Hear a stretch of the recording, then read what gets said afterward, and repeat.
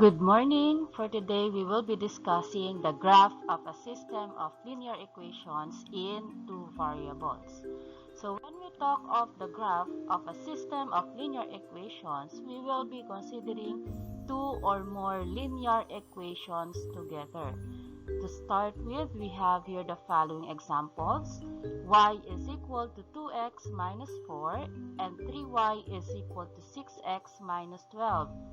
Another, we have here y is equal to x plus 2 and y is equal to 3x plus 6. And the last one, we have here y is equal to 3x plus 2 and y is equal to 4x minus 8. So for today, we will be graphing this said system of linear equations and we will see which of these system of linear equations form parallel lines, coinciding lines, and intersecting lines.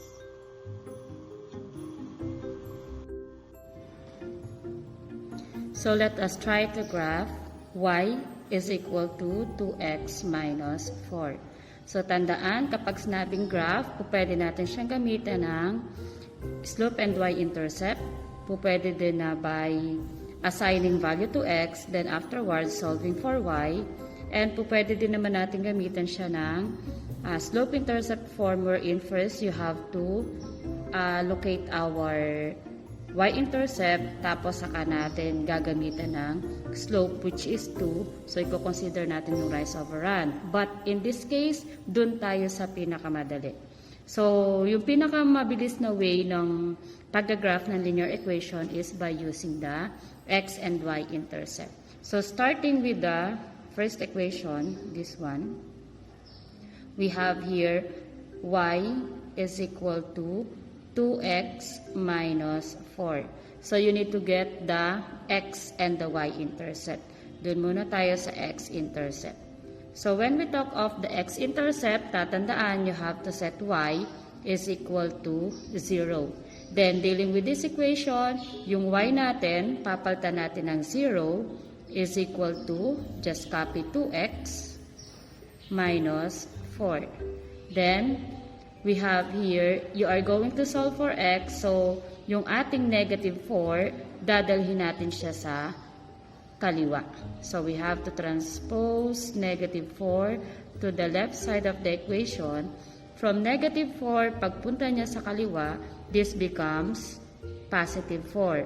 And ang natira na lang sa atin sa kanan is 2x. Then, solving for x, you need to divide both sides of the equation by 2. Then, 4 divided by 2, that will give us 2 equals 2x divided by 2. Makakancel natin yung 2. So, that will give us x. Giving us the ordered pair. So, kapag sinabing ordered pair, value muna ng x, susundan ng value ng y. So, we have here, ang value ng x natin, or our x coordinate is 2, and our y coordinate is 0. Okay, so we have here the x-intercept. After the x-intercept, we have now to solve for the y-intercept. So, sa y-intercept naman, x is equal to 0, then, again, dealing with this equation, we have here copy y equals copy 2. Then, yung x natin dito mawawala, papalitan natin ng 0. Then, minus 4.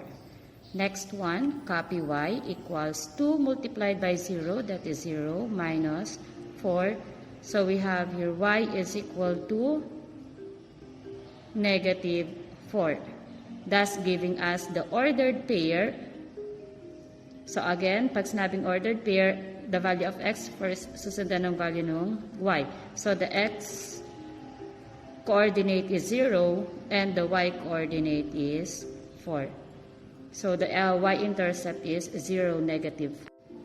So, proceed naman tayo sa ating second equation. 3y is equal to 6x minus 12. So, we will be using 3y is equal to 6x minus 12. So again, kukunin ulit natin ang ating x and y intercept for the second equation. So ang ating x-intercept, you have to set y is equal to 0. So this is copy 3. Then y, tatanggalin natin, papalitan natin ng 0 is equal to 6x minus 12. Then 3 times 0, that will give us 0 is equal to 6x minus 12. Next, we have to transpose negative 12 to the left side of the equation. So from negative 12, magiging siya positive 12 is equal to 6x.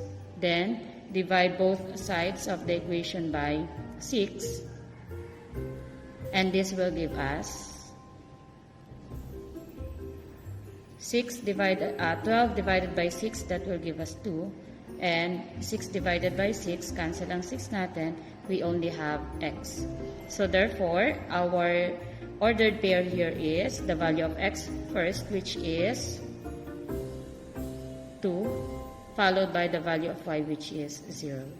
Next, kunin naman natin ang y-intercept nitong ating 3y is equal to 6x minus 12.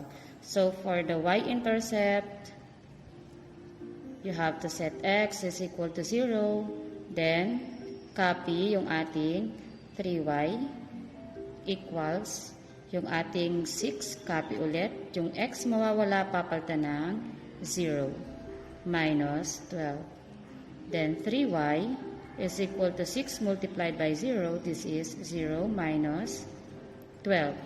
Then we have here 3y is equal to negative 12. Then divide both sides by 3. So 3y divided by 3, that will be y is equal to negative 12 divided by 3, that is negative 4. So we have here the ordered pair. Again, kopya muna ang value ng x, that is 0, and the value of y, which is negative 4.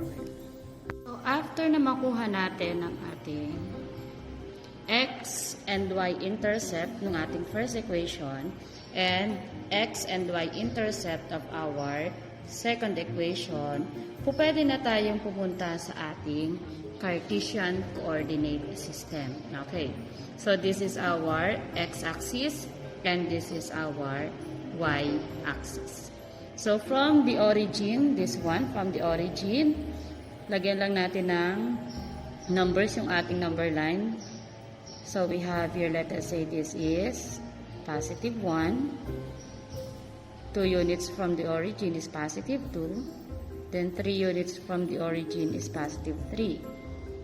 1 unit upward from the origin is positive 1. Then 2 units up, that is positive 2.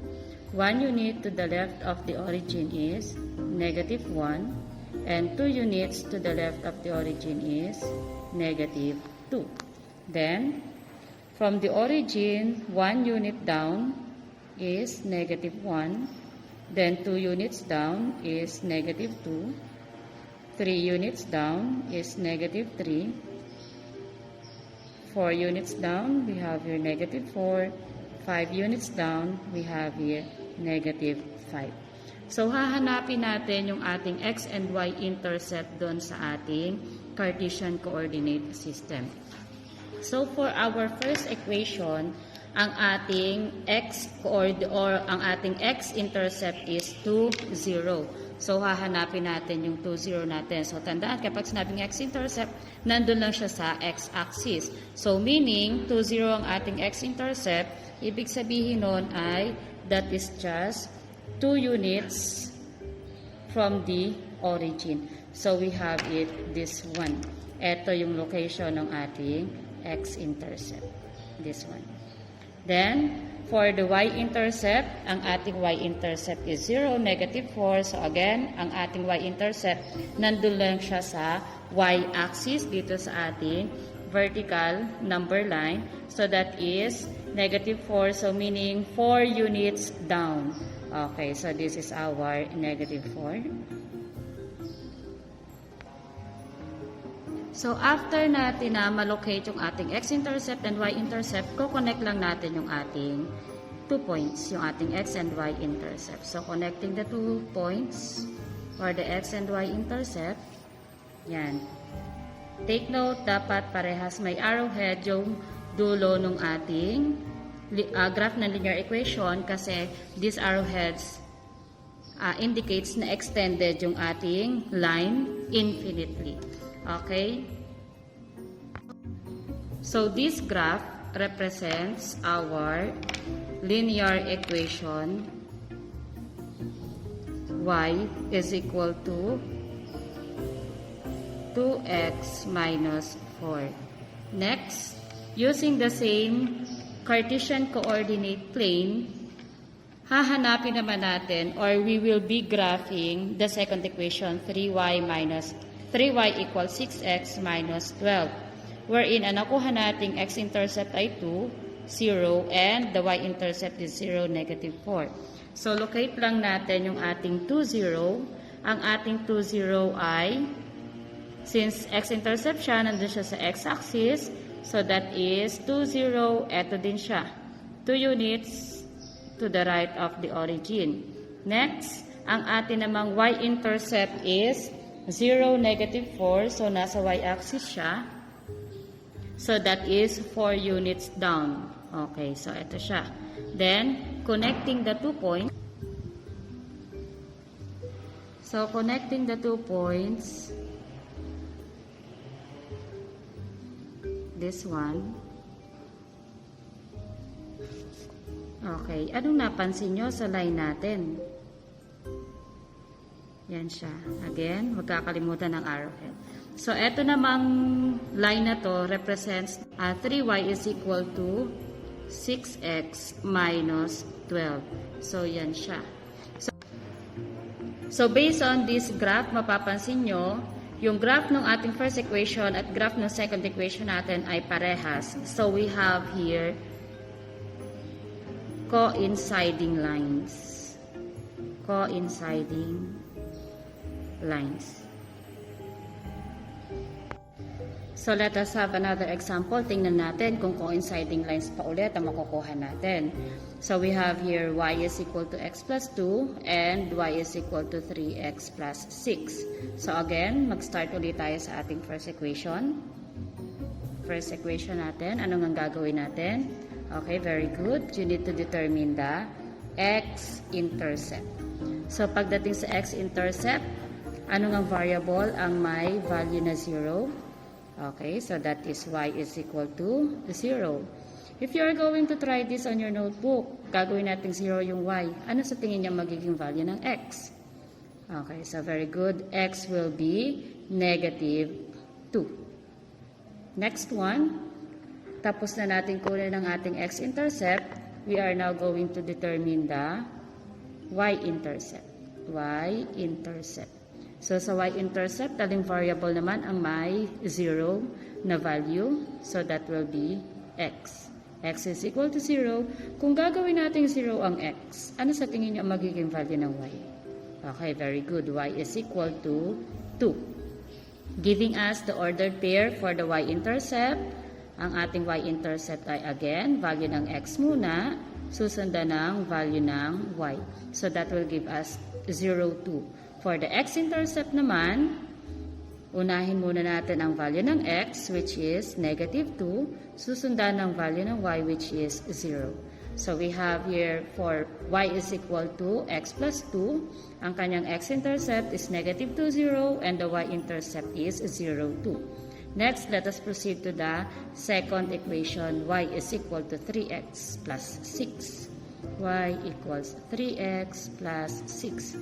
Again, solve natin ang x-intercept. Sa x-intercept, we have here y equals 0. Kung etong y natin, gagawin natin 0, ano sa tingin nyo ang magiging value ng x? Okay, so x will be negative 2. For the y-intercept,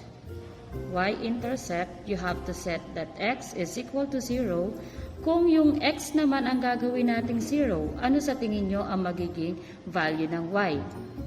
Very good. Y is equal to 6.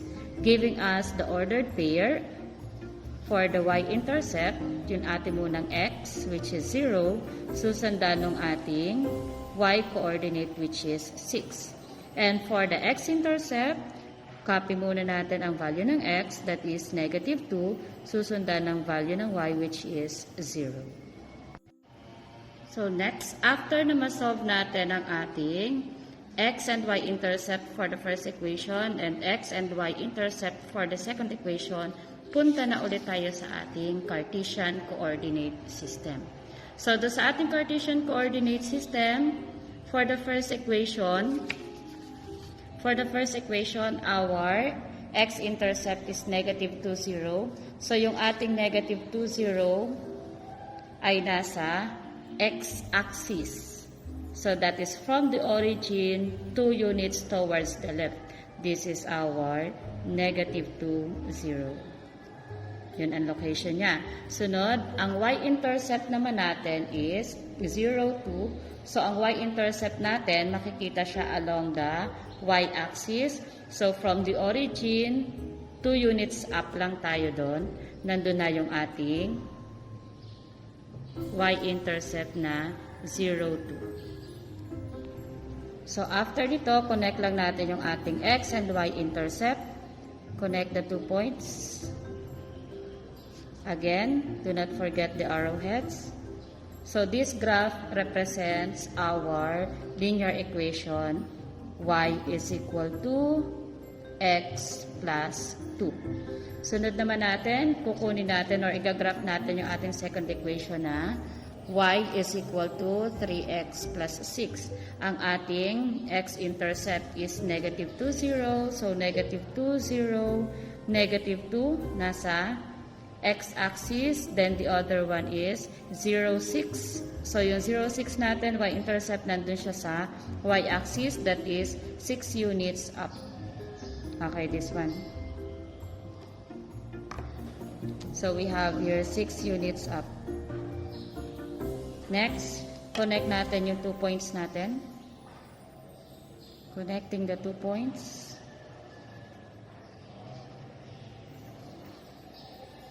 So, we have it this one.